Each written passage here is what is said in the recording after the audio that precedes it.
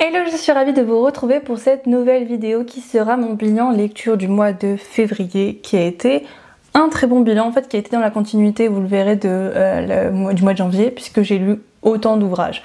Pas forcément dans le même format, puisque je pense que j'ai lu moins de romans, mais j'ai lu autant d'ouvrages et ça c'est très très positif, donc j'espère que ça continuera comme ça. Après j'ai lu quand même une grosse pavasse au mois de mars pour commencer le mois, donc je sais pas, on verra bien. On perd pas plus de temps, je commence avec la partie statistique parce que du coup vous m'avez fait quelques retours la dernière vidéo et ça vous avait bien plu, donc je suis très contente. Du coup pour le mois de février j'ai lu 8 livres, enfin 8 ouvrages. Ça fait un total de 2308 pages, donc c'est moins que le mois dernier. Et j'ai une note moyenne de 3,8 sur 5, un peu moins que le mois dernier. J'ai acheté 8 livres, donc vous aurez vu mon book haul entre temps, mon book mail, parce que vous avez vu qu'il y a une partie de service de presse que je compte pas là-dedans. Et c'est là où j'ai un peu merdé, j'ai commencé 4 séries. voilà. Mais bon, écoutez, c'était dans mes envies du moment, donc je les ai écoutées. Ensuite, pour rentrer un peu plus dans les détails, du coup j'ai lu 6 livres de fantasy et le reste c'était du coup de la science-fiction. J'ai lu 4 romans, c'est ça, 4 romans, 3 BD et... Attendez, je regarde, une novella. Sur les 8, il y avait 5 auteurs que j'ai découverts pour la première fois et 3 que j'avais déjà découverts avant. Ensuite, donc, je les ai tous lus au format physique et ils étaient tous publiés par une maison d'édition. Écoutez, ça fait 4 et 4, donc il y avait 4 services de presse là-dedans et 4 achats personnels. Donc c'est un bon ratio. Il y avait, sur les 8 encore une fois, il y en avait 5, c'était pour un public adulte, 2 pour de la jeunesse et 1 du young adulte. Et c'est là dont je vous en ai parlé parce que du coup, oui alors, j'ai commencé 4 sagas, mais il y en a vraiment 6 qui faisaient partie d'une saga.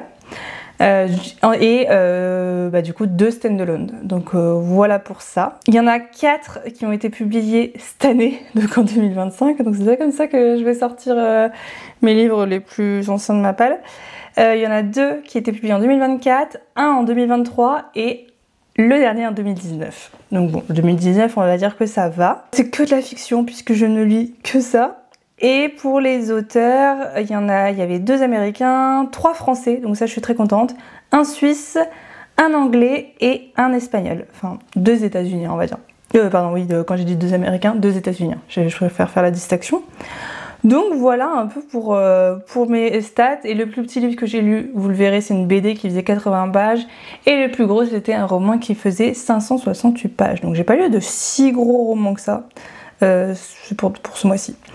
Donc, on peut, je pense, commencer à parler du vrai bilan lecture, donc ce qui vous intéresse le plus. Je les ai pas tous en physique avec moi parce qu'il y en a que j'ai descendu en bas directement parce que du coup ça me permet de faire un tri vite fait dans une partie de ma palle qui est juste ici et de faire un peu de place pour les nouveautés qui arrivent. Du coup, j'ai commencé le mois avec une très très bonne lecture puisque j'ai commencé avec le tome 1 des Brûleurs d'Or d'Alice Paria qui a été publié aux éditions Scrinéo, donc qui est le premier tome, je sais pas combien il y aura de saga, mais d'une saga de fantasy et young adulte.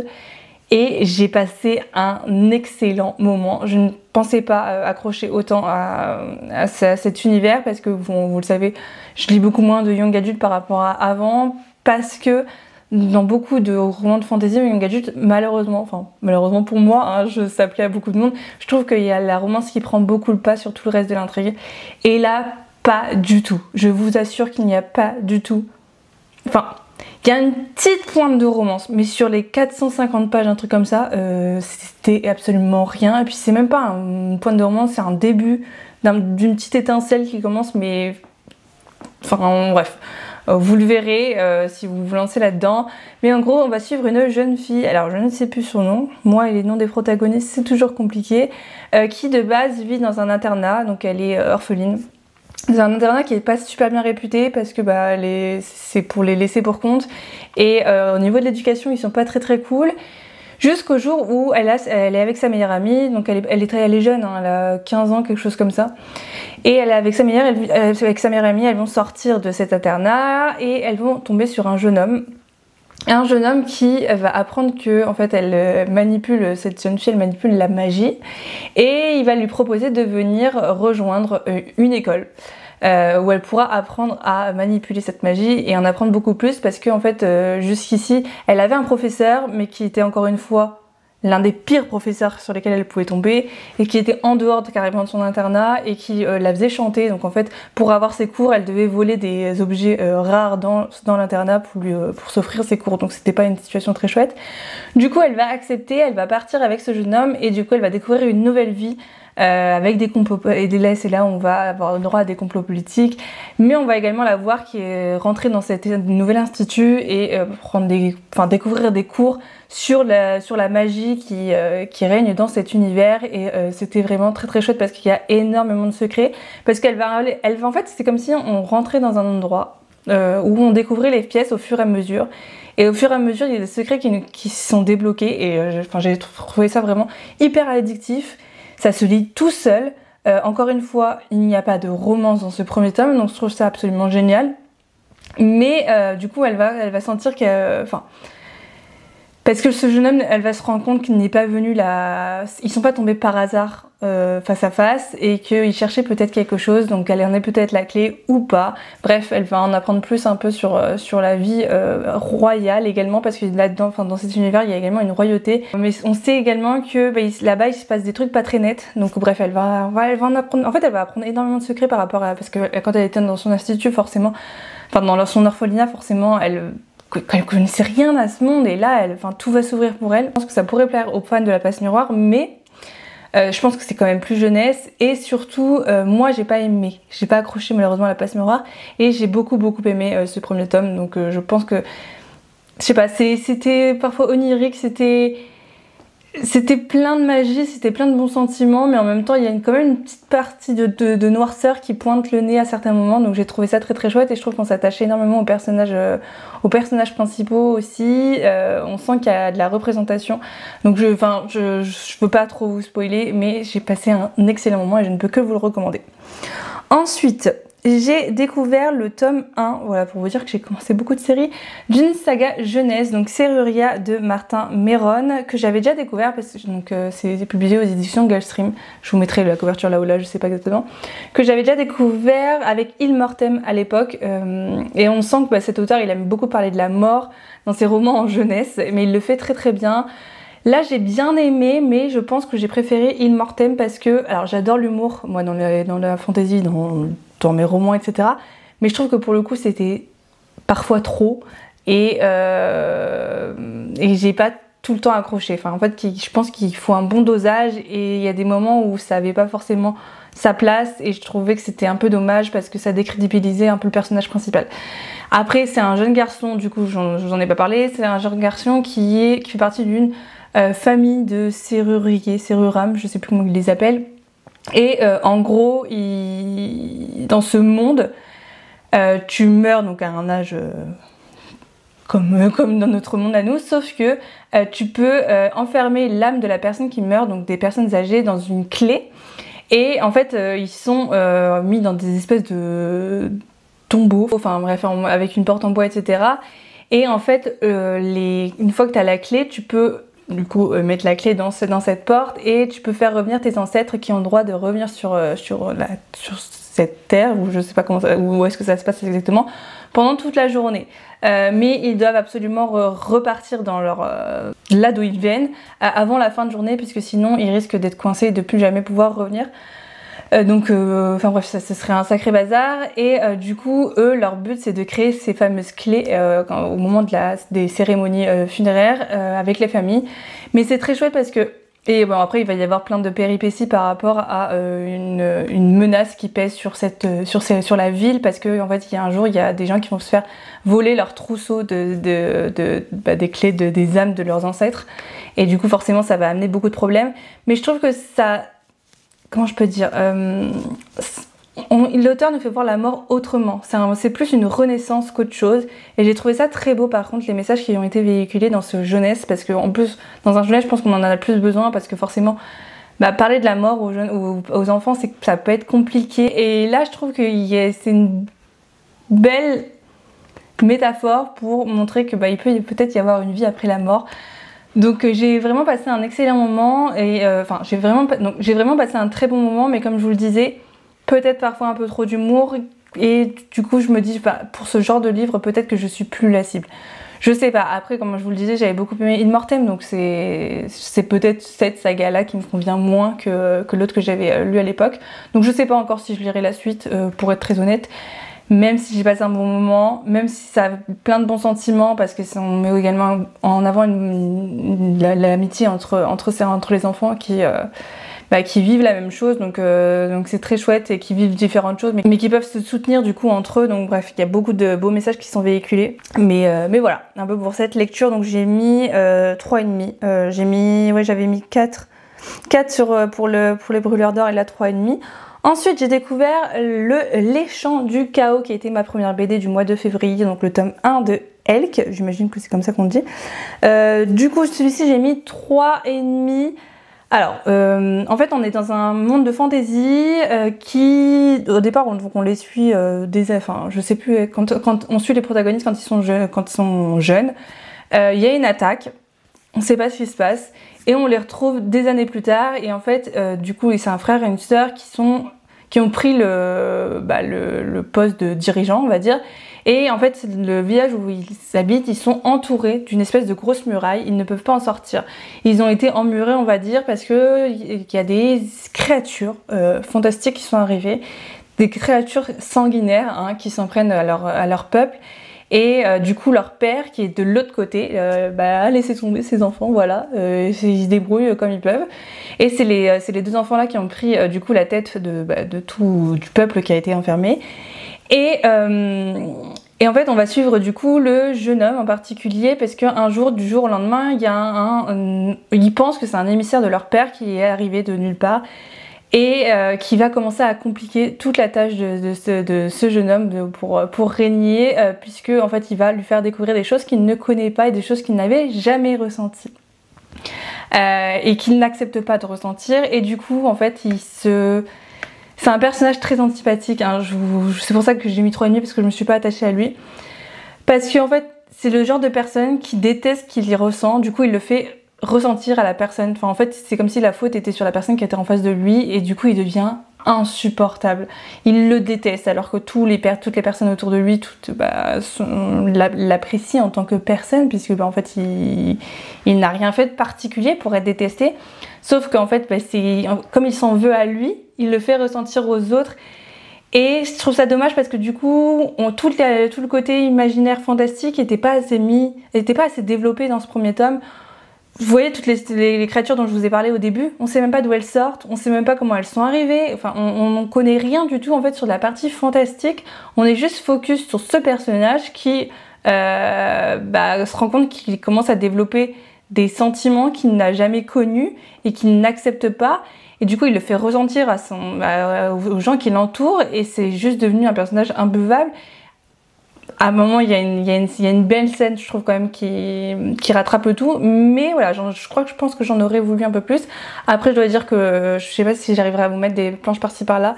Le travail d'illustration est absolument incroyable. Le travail qui a été fait également sur les dorures à chaud, etc., qui ont été faits sur la BD sont sublimes. Vraiment, je l'ai montré plusieurs fois. Je sais plus si... Non, pas sur YouTube, mais je crois sur Instagram.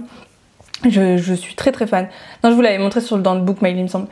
Donc je relirai la suite, parce que justement je veux voir si la partie univers est beaucoup plus développée que la partie relations humaines, vous voyez. Donc on verra bien ce que ça donnera.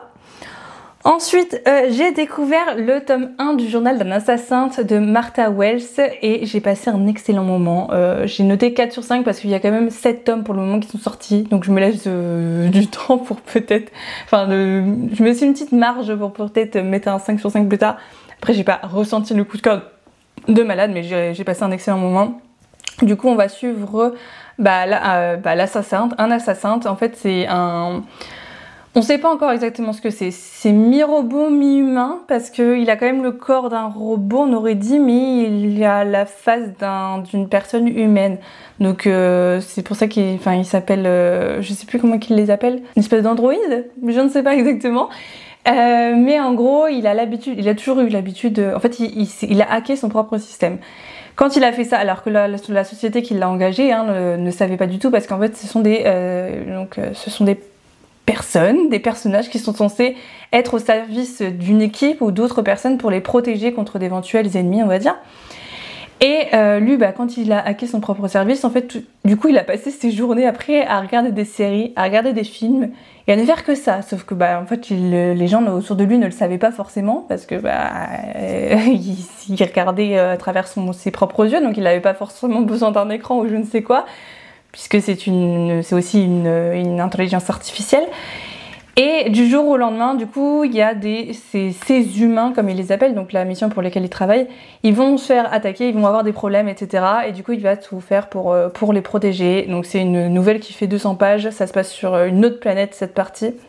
Donc j'ai trouvé ça très chouette. Toutes les questions autour de l'intelligence artificielle, en tant qu'android, est-ce que tu peux être considéré comme un humain ou pas, de tout ce qu'il a réussi à ressentir en tant que robot après avoir été hacké, et du fait que il veut pas en fait être à la botte d'une personne, mais en même temps, s'il a pu ses missions, à quoi lui il va servir, quelle est sa raison de vivre, etc. Enfin, il y a beaucoup de questionnements déjà dans ce tome 1, et j'ai trouvé ça vraiment très très chouette.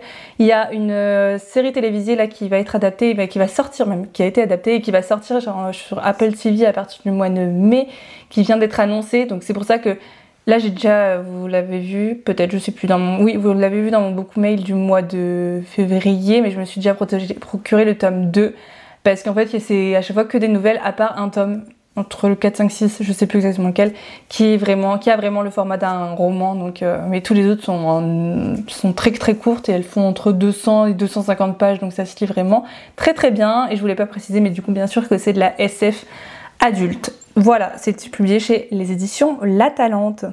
Ensuite, un service de presse, je ne l'ai pas précisé du coup, mais en service de presse, il y avait Les Chants du Chaos et Serruria. Voilà, donc je vais le préciser à partir de maintenant, désolée.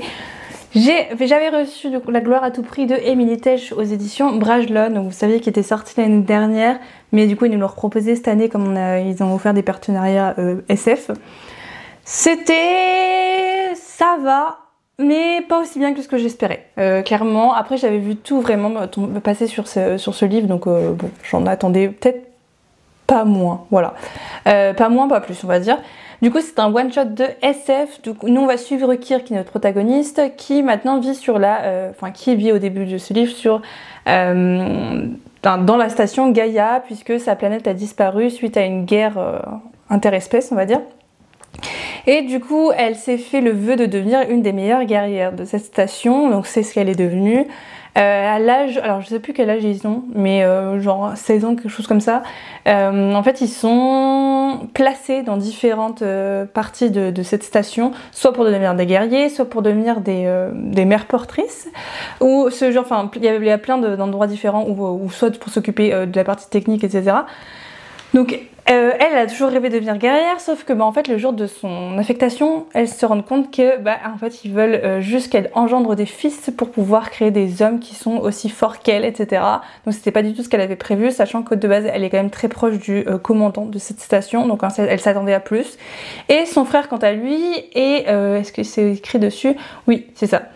Est envoyée en mission suicide, voilà, pour leur cause. Donc clairement ça bouleverse tous les plans qu'elle se faisait de base, puisqu'elle n'attendait pas du tout ça. Et du coup elle va finir par s'exfiltrer de cette station et découvrir un nouvel univers qu'elle ne connaissait absolument pas, et également tous les secrets que lui cachait son propre gouvernement. Voilà un peu pour tout ça. Alors il faut savoir dans ce livre qu'on est sur un personnage Morally Grey, mais vraiment très grey, très gris. À la limite du noir au tout début, elle est imbue d'elle-même. Elle ne pense qu'à sa victoire, elle ne pense qu'au fait de monter dans les grades. Si c'est pour écraser les autres, grand bien lui fasse. Vraiment, elle n'a aucun souci avec ça. Même avec son frère, c'est vraiment pas... Son frère est très gentil avec elle, et elle l'ignore, elle minimise toute sa douleur, etc. Enfin, c'est très compliqué d'avoir une relation avec elle, que ce soit en termes amoureux ou en termes amicaux, c'est horrible. Et c'est donc, une fois, moi j'avais été avertie quand même de ce côté-ci, donc on va dire que ça va, je m'y attendais. Par contre ça dure très longtemps quand même, je trouve, dans la totalité du livre, qui fait quand même 430 pages, donc faut la supporter, vraiment. Et également, il y a un moment, enfin, sans trop vous en dire, il y a un moment du livre que j'ai trouvé très répétitif parce que les événements se recommençaient sans vous en dire plus. Mais du coup, j'étais plus dans le livre. En fait, j'avais juste envie, c'était de le finir. Et j'ai trouvé que certains choix n'étaient pas forcément très cohérents par rapport au caractère de certains personnages. Donc voilà. Je suis contente de l'avoir lu parce que bon bah il avait quand même gagné le prix World Fantasy à l'époque. Il était sorti je crois chez Lumicrate bah vous savez dans les box etc. Donc ça m'avait toujours donné très très envie. Je l'ai lu, c'est fait. Je vous le conseille pas forcément, voilà. Et puis en plus je trouve qu'il est pas très accessible pour tout le monde. J'ai trouvé certains passages compliqués à comprendre. Bizarrement, alors que je crois que ça reste... Je sais plus, non, c'était peut-être de l'adulte quand même. C'était pas du young adulte, mais voilà pour celui-ci. Ensuite, j'ai lu un autre aspect et c'est une BD et c'est un... Je sais plus, ouais je crois que c'est un one-shot. J'ai lu Carcoma qu'on m'a envoyé de la part des éditions Dupuis de Andrés Garrido. Et je m'attendais pas à aimer autant. Alors je suis pas très fan moi, par contre je dois le dire des dessins. En fait ça va les dessins, je trouve que ça va bien avec l'univers, mais c'est le dessin de ce personnage. J'aime pas moi quand on grossit les traits physiques, je déteste ça et encore plus quand c'est le cas la plupart du temps que pour les femmes et pas les hommes. Enfin je suis vraiment pas fan de ça et moi ça me bloque et c'est un peu ce qui s'est passé pour ce livre, mais en même temps je trouve que la thématique principale était vraiment très très intéressante puisqu'on va suivre notre personnage principal, je ne sais plus comment elle s'appelle, qui est juste ici, qui vit en fait, qui est devenu un membre d'un équipage de bateau pirate. Et en fait ils ont fait le vœu de ne plus jamais mettre un pied sur terre, du coup en fait ils vivent sur ce bateau etc. Et c'est compliqué au niveau des échanges commerciaux, au niveau de se procurer la nourriture etc. C'est compliqué, de se procurer les médicaments et aussi, donc voilà, ils vivent comme ils peuvent.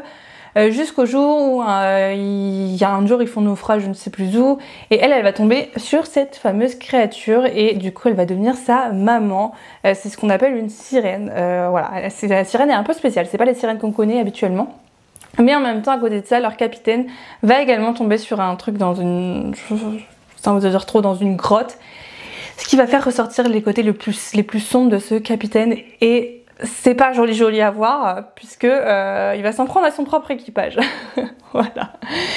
Mais c'était le thème, comme je vous le disais, les thématiques étaient très chouettes puisque c'était une maman. Elle a perdu son bébé, donc on parle également de reconstruction de soi après la perte d'un enfant.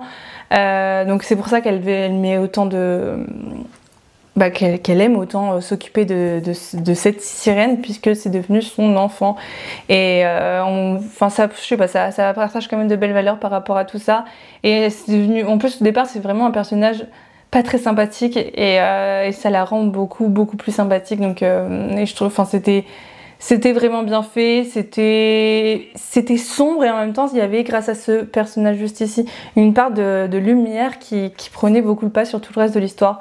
Donc non, c'était une très chouette découverte, malgré un fait encore une fois que je vous dis, pas la plus fan des traits graphiques qui a été donné à notre protagoniste. Ensuite, du coup, je vous en parle pas trop parce qu'il fait partie d'un vlog lecture de saga en cours et pour terminer les sagas, etc. J'ai lu La Cité des Lames en lecture commune avec Kelly, donc La Magie des mots de Robert Jackson Bennett, donc qui est le tome 2 des Cités divines aux éditions Albin Michel, et j'ai passé un excellent moment. C'était ma meilleure lecture du mois de février, je vous l'annonce comme ça, direct. On ne suit pas les mêmes personnages qu'on suivait dans le tome 1, je veux pas trop en dire, c'est une suite de saga donc je vais pas rentrer trop dans les détails, mais on suit Mulagesh pour ceux qui auraient lu le tome 1 et c'était très chouette parce que c'est un personnage que j'aimais beaucoup dans le tome 1, elle a beaucoup d'humour noir, c'est un personnage qui est très cynique. Donc en fait elle m'a fait beaucoup rire pendant tout ce tome et en même temps on en apprend énormément sur son passé en tant que soldate. Et ce par quoi elle est passée parce qu'elle a énormément de traumatismes. On en apprend également plus pardon, sur toutes les divinités dans ce monde, puisqu'on en a découvert une dans le premier, là on en découvre une autre dans le premier tome. Et du coup on en découvre encore plus sur la magie qui a lieu, qui avait disparu, qui revient au fur et à mesure, etc. Enfin c'est vraiment très addictif. La plume se lit tout seul. J'ai aucun reproche à dire là-dessus. Et il y avait vraiment des passages très très tristes, donc voilà, c'est une saga que je peux que vous recommander et j'ai extrêmement hâte de lire le 3e et dernier tome. Je sais sur qui sera encore le protagoniste et je sais pas, je sens qu'on va en apprendre encore beaucoup. Et enfin, et après je vous laisse tranquille, j'ai découvert le tome 4 du Grimoire d'Elphine, donc de Arleston Alouette et Miné Ludvin. Donc il fallait que j'avance absolument dans cette saga puisque je ne suis toujours pas à jour, puisque le tome 5 est sorti depuis. Oui, c'est bien le tome 4, hein, oui. Donc c'est le tome 4, le trésor de la tricomancienne. Ça se passe dans les Pyrénées, donc encore une nouvelle région à découvrir avec Elfie. Et c'est encore une fois très chouette, c'est très doudou. On découvre encore une autre partie de la famille d'Elfie, donc ça, à chaque fois, je trouve ça trop bien de découvrir des nouveaux membres de sa famille. Elle utilise encore son grimoire, donc il y a encore une partie qui est magique avec cet ours en particulier. Et on parle également de deuil et d'autres choses qui touchent 7% apparemment de la population française, et je sais pas, j'ai trouvé ça très bien fait et très bien amené, surtout dans la littérature jeunesse. Donc voilà, je peux que vous recommander cette BD. Je trouve ça, franchement, je trouve qu'à chaque fois tous les messages véhiculés par tome sont vraiment très bien faits. C'est très doudou, on passe un excellent moment, on s'attache énormément à cette petite famille. Vraiment, je peux que vous le recommander. Voilà pour ça, et puis encore une fois je suis très fan moi de toute façon des dessins de cette saga, donc voilà, j'ai hâte de lire la suite. Et voilà pour ce bilan lecture. Comme d'habitude, n'hésitez pas à me dire quelle a été votre meilleure lecture du mois de février, si dans tout ce que je vous ai présenté il y en a que vous avez déjà lu ou que vous avez dans votre palle, pourquoi pas. Et peut-être si vous voulez votre pire lecture également du mois de février. Moi, pire lecture, je ne sais pas si on peut dire que c'est vraiment pire, on va dire j'avais mis... Bon, c'était La gloire à tout prix, mais c'était 3 étoiles quand même, donc bon, ça va. Voilà pour cette vidéo et pour ce bilan lecture. Et puis moi, je vous fais de très gros bisous et je vous dis à bientôt pour une nouvelle vidéo. Bye bye!